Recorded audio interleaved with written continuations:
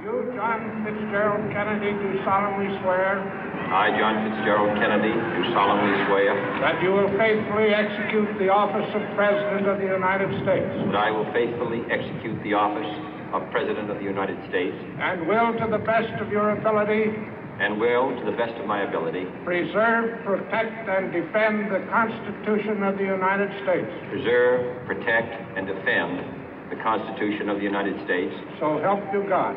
So help me God.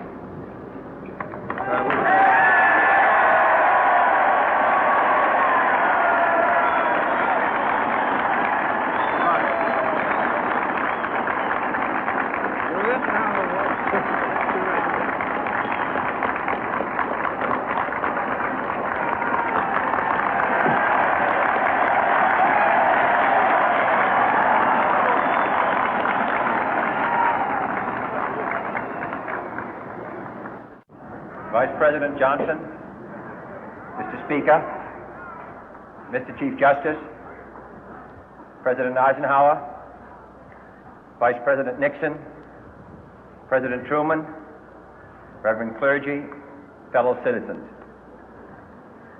We observe today not a victory of party, but a celebration of freedom, symbolizing an end as well as a beginning, signifying renewal as well as change. For I have sworn before you and Almighty God the same solemn oath our forebears prescribed nearly a century and 3/4 ago. The world is very different now, for man holds in his mortal hands the power to abolish all forms of human poverty and all forms of human life. And yet the same revolutionary beliefs for which our forebears fought are still at issue around the globe. The belief that the rights of man come not from the generosity of the state, but from the hand of God. We dare not forget today that we are the heirs of that first revolution.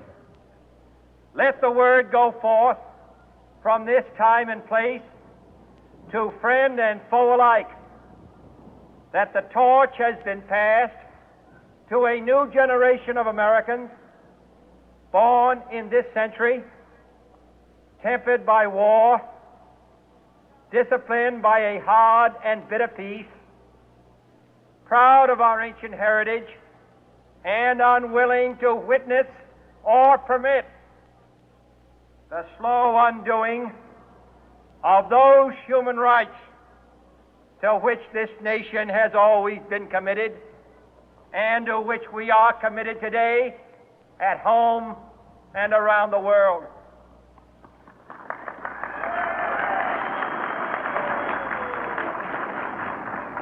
Let every nation know, whether it wishes us well or ill, that we shall pay any price, bear any burden, meet any hardship, support any friend, oppose any foe to assure the survival and the success of liberty.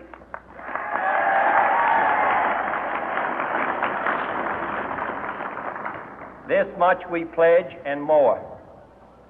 To those old allies whose cultural and spiritual origins we share, we pledge the loyalty of faithful friends. United, there is little we cannot do in a host of cooperative ventures. Divided, there is little we can do, for we dare not meet a powerful challenge at odds and split asunder. To those new states whom we welcome to the ranks of the free, we pledge our word that one form of colonial control shall not have passed away, merely to be replaced by a far more iron tyranny.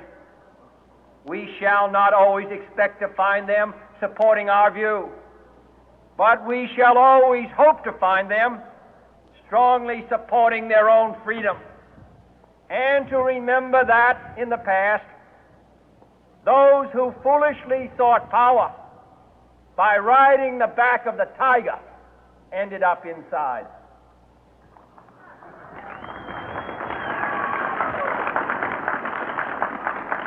To those people in the huts and villages of half the globe struggling to break the bonds of mass misery, we pledge our best efforts to help them help themselves for whatever period is required, not because the communists may be doing it, not because we seek their votes, but because it is right.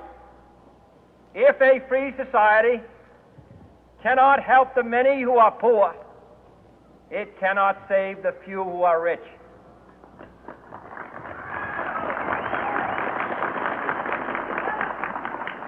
To our sister republics south of our border, we offer a special pledge to convert our good words into good deeds, in a new alliance for progress, to assist free men and free governments in casting off the chains of poverty.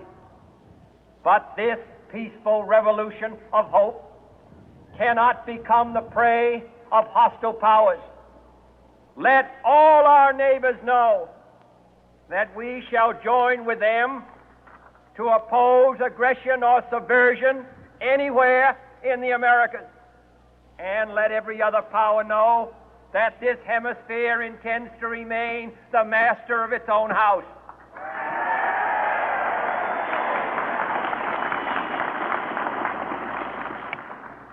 To that World Assembly of Sovereign States, the United Nations, our last best hope, in an age where the instruments of war have far outpaced the instruments of peace, we renew our pledge of support to prevent it from becoming merely a forum for invective, to strengthen its shield of the new and the weak, and to enlarge the area in which its writ may run.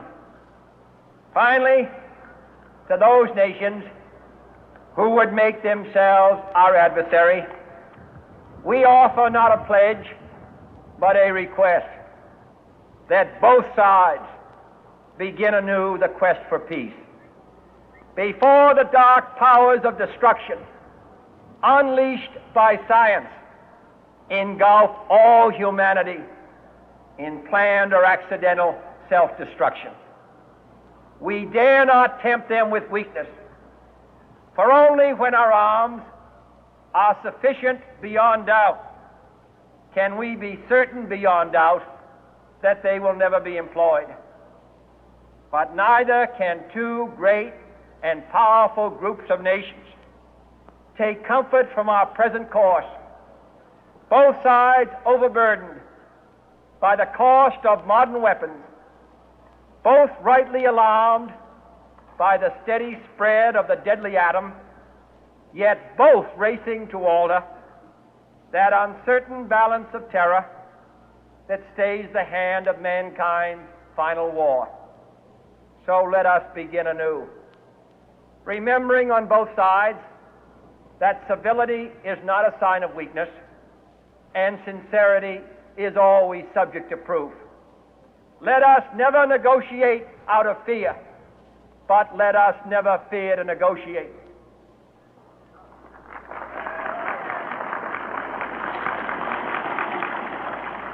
Let both sides explore what problems unite us, instead of belaboring those problems which divide us. Let both sides, for the first time, formulate serious and precise proposals for the inspection and control of arms, and bring the absolute power to destroy other nations under the absolute control of all nations.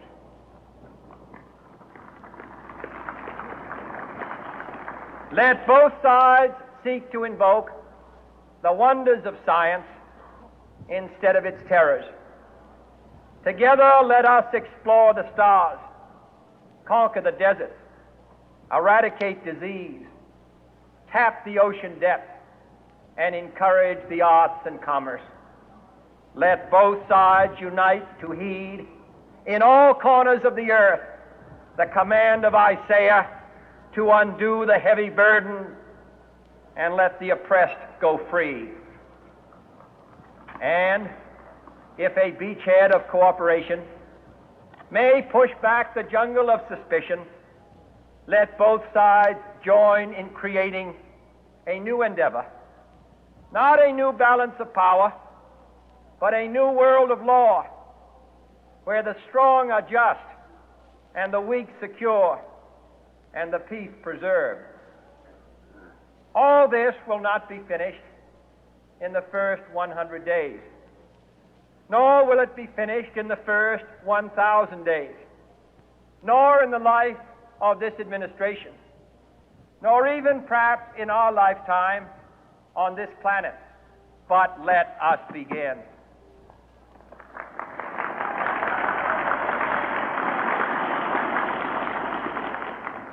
In your hands, my fellow citizens, more than mine, will rest the final success or failure of our course.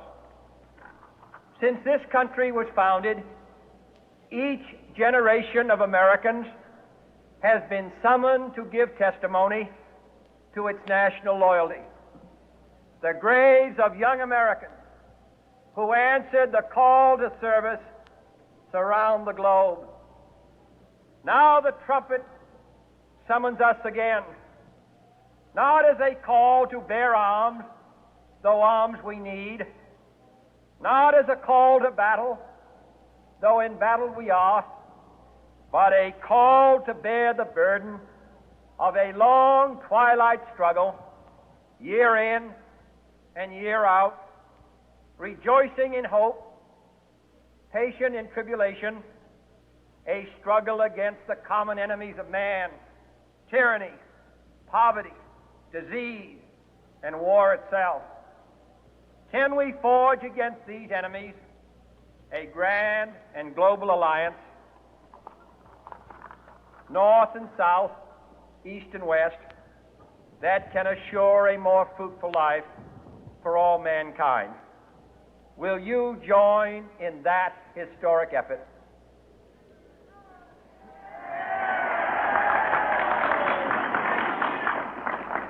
In the long history of the world, only a few generations have been granted the role of defending freedom in its hour of maximum danger.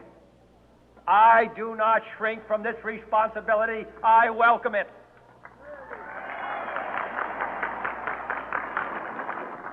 I do not believe that any of us would exchange places with any other people or any other generation. The energy, the faith, the devotion which we bring to this endeavor will light our country and all who serve it. And the glow from that fire can truly light the world. And so, my fellow Americans, ask not what your country can do for you. Ask what you can do for your country.